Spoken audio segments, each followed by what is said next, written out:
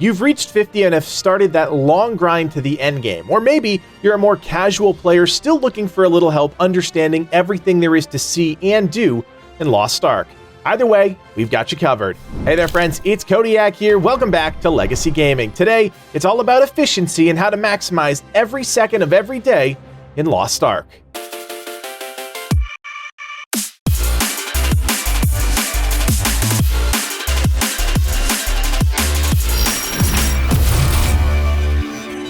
Now, for the sake of time, because you know we never like to waste that here on the channel, I'm going to assume you have a firm understanding of the endgame systems within Lost Ark. If you don't, well, you already know we've got a video breaking that all down.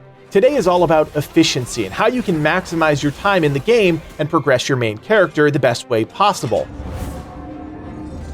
First, let's start with a simple checklist of things you can do on your characters per day. First, of course, are your daily Chaos Dungeons. You can do these twice per day, and as you most likely know at this point, this is an essential activity for starting your upgrade material grind. In that same vein are Guardian Raids. You can harvest 2 Guardian Souls per day, and once again, it's all about those upgrade materials. Those 2 activities provide the foundations for your upgrades, but there is so much more that you could be doing, which is why we need to keep going to really make the most out of each and every day. To continue on, we have Una's tasks, broken down into dailies and weeklies. At the start of the week, you should pick up your 3 weeklies. Focus on the ones that give you the best bang for your buck in terms of upgrade materials or useful items. This also applies to your 3 daily Una's tasks. For instance, Livid is finding life leap stones in Tier 2 to be an annoying bottleneck, so he's currently focusing his efforts on daily and weekly tasks that reward those in the highest number. Of course, that's going to vary per person. Una's tasks have the added bonus of awarding Una's tokens, a currency you can turn in at the gold vendor for gold bags and chests filled with, you guessed it, gold. Once you've pushed past T1, gold is the currency, which is why Una's tasks are so valuable. In terms of daily per character content, there are still a few things we need to talk about. Guild donations and supporting guild research is something you should be doing day in and day out. Not only does this support your own community, but also rewards you with contribution towards your guild's goals and Silmail Bloodstones, which can be used to purchase upgrade materials and other items from the guild shop. Every item in the shop has a limit. Some are even roster limited, which means you can only buy them a certain number of times per week or per roster. The last thing you can do per character per day is liberate slaves on Khalthertz Island. This is an island near Shoeshire, which is home to a slave trade. After completing a small questline, you can pay pirate coins to free up to 5 slaves a day. Slaves cost anywhere from 300 to 1800 pirate coins, and when you release a slave, you get a new piece of mail. Attached is either a prisoner's pouch or a chest of rewards. According to numerous websites, releasing these 600 coin females and 900 coin males has the best chance of scoring a chest of rewards. With your per character daily activities out of the way, it's time to focus on the shared daily activities. These are things that can only be completed once per day across all of your characters on a server. The first are the Adventure Islands. Each day at a set time, you'll be able to partake in an island adventure. These are almost like island dungeons, just a slight step above your average island. They can be completed once per day across your entire roster, but do offer up slightly better rewards. Keep an eye on those as the islands rotate, and some are definitely better than others. In the same vein are field bosses, or world bosses as we commonly call them. These aren't up every day, but when they are, they're definitely worth hunting down. Usually you can coordinate with a group at any given time to kill one of these larger-than-life enemies, but depending on the gear score the boss is tuned around, it can be tricky. Each boss offers vastly different rewards, so be sure to check the map before heading halfway around the world to take them out. To round off our daily roster-wide activities, we have to talk about Chaos Gates. Just like field bosses, these are not active every day, but they're worth doing every time they're available. Chaos Gates award 2 important items, Rift Pieces and Secret Dungeon Maps. Legendary maps are incredibly valuable and open up a secret dungeon that awards the player or party with copious amounts of resources that can be sold for gold. Those other items, Rift Pieces, can be used to purchase map chests, which can also reward secret dungeon maps of different rarities. Ask anyone that's currently in the endgame, and they'll tell you Chaos Gates are a lucrative activity you don't want to skip. Outside of the activities that require some actual effort, there are still daily Rapport Interactions to consider. In total, you can perform 5 songs, 6 if you have the Crystalline Aura, and 5 emotes, 6 again if you have the Crystalline Aura, across your entire roster.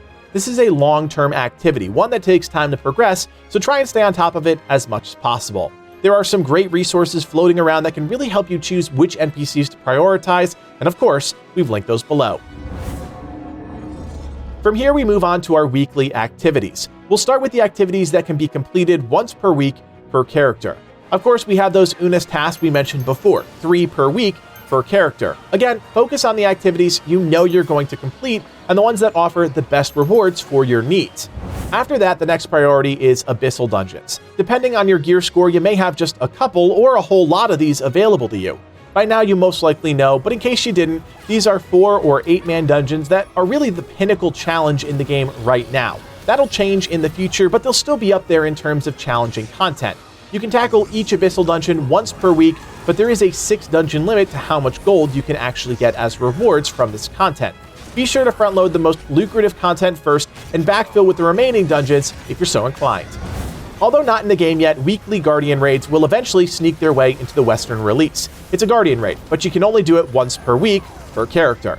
I'm going to also include Legion raids on this list because sooner rather than later, those will also be in the West too. You can tackle these single boss encounters once per week, cashing in on some of the best rewards the game has to offer.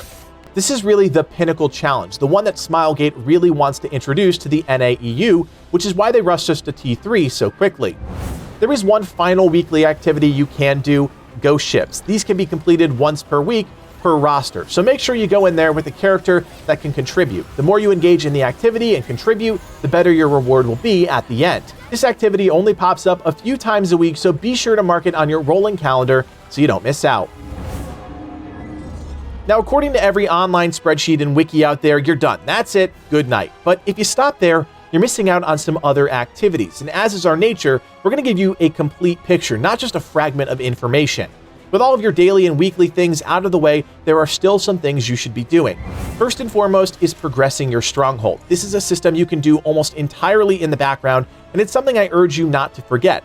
The good stuff comes once you push past level 10, so don't forget to constantly assign new research and always have a dispatch mission going.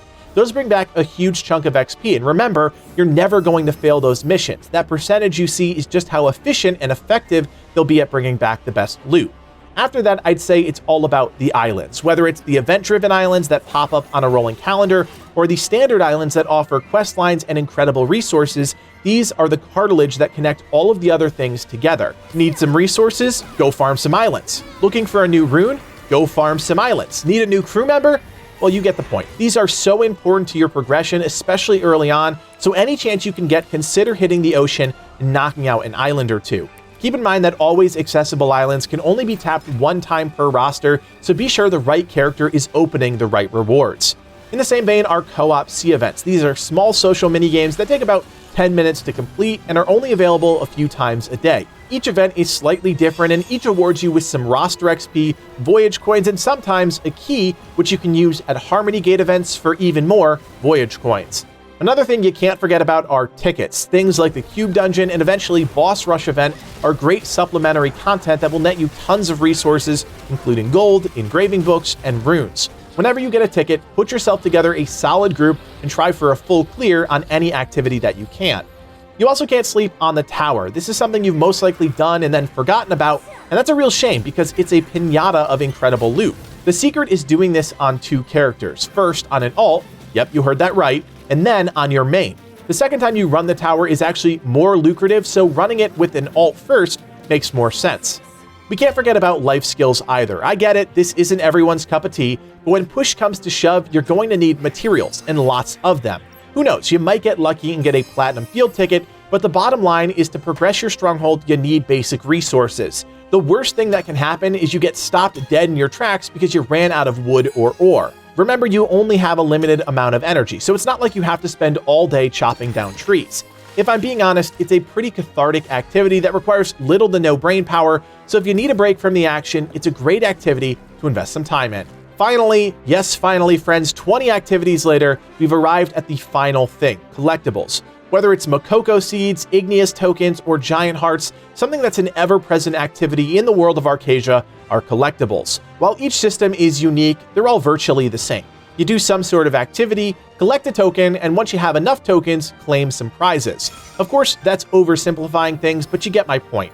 It's best to focus on one of these at a time. Trying to do them all is kind of like trying to boil the ocean. It really won't work. Each system has a different set of rewards, and I recommend you check out a few wikis to see which items you really want, because that will inform which activities you actually choose to do. We get it, guys. Lost Ark is a bit overwhelming. It was for us too at first. The key is to really wrap your head around each system and then bank that information and move on to the next one. Eventually, you'll have a complete understanding of everything the game has to offer, and you can prioritize things based on your character's needs. Of course, come back to this video at any time. We've left chapters down below so that you can scrub through or remind yourself of what content you should be doing. As always, our goal is to help you guys no matter what game we're talking about, so if you appreciate the work that we're doing, we'd appreciate your support. Hit that thumbs up and consider subscribing to the channel. We'll have plenty more Lost Ark coming in the weeks and months ahead, and you don't want to miss out. Of course, if you're still confused and you're looking for some help, come join us on Discord. Legacy Gaming has one of the largest and most helpful communities in Lost Ark. With a group of over 14,000 players, there is no shortage of people willing to help answer questions and walk you through everything the game has to offer. Check out the link in the description to join today. Finally, if you like everything we're doing here at Legacy Gaming and you want to help us out even more, you can do so by becoming a member. For just a few bucks, you're helping Livid and I achieve our dreams of becoming full-time content creators. Check out the join button below to learn more. My name is Kodiak, and from everyone here at Legacy Gaming, thanks for watching, and play on.